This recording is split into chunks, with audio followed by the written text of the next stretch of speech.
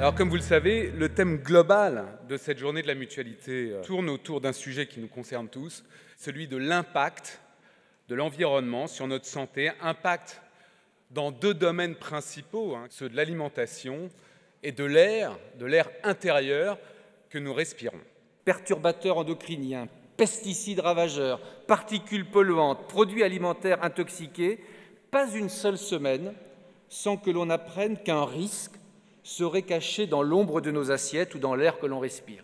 92% des Français, cela traverse toutes les catégories de population, considèrent qu'il y a un lien important entre santé et environnement. Qui aujourd'hui dans notre pays subit en premier et le plus fort les impacts du réchauffement climatique? Les milieux défavorisés. Mais bien sûr, qui subit l'impact des pollutions? Qui est le plus exposé aux perturbateurs endocriniens? Qui est le plus exposé à une nourriture de moins bonne qualité ou à l'éloignement des centres-villes et qui n'a pas les moyens de se payer une voiture électrique ou une voiture moins polluante? Ce sont les plus démunis.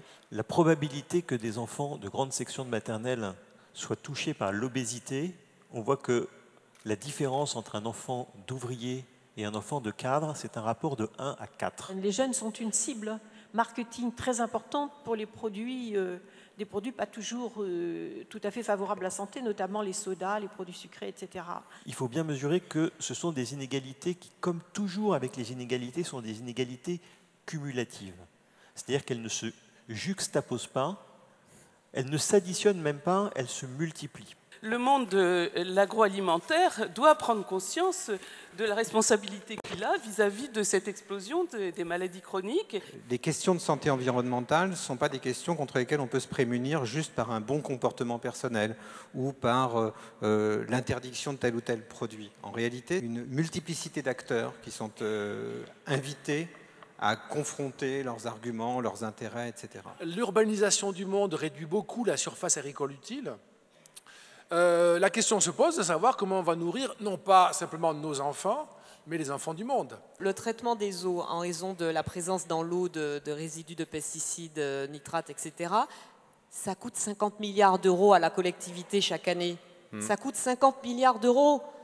Donc ça, c'est de l'argent qu'éventuellement on pourrait remettre en partie sur de l'agriculture bio et l'accessibilité pour tous à une alimentation de qualité.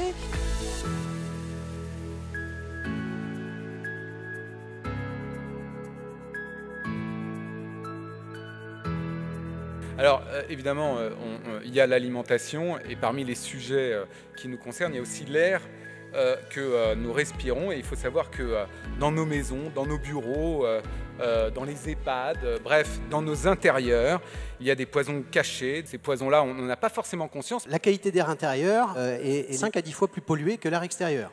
Les maladies respiratoires ne cessent de croître. En 1970, 3% d'allergiques en France.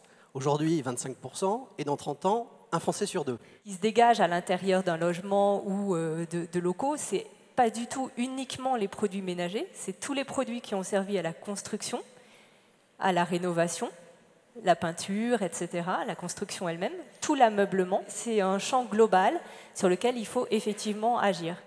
Nous avons posé les fondements de la sécurité sociale. Posons ceux d'une société réconciliée avec son environnement et au service de la santé de tous. Ce que nous souhaitons, c'est que la mutualité fasse, sur la question de la santé et de l'environnement, preuve d'un esprit pionnier.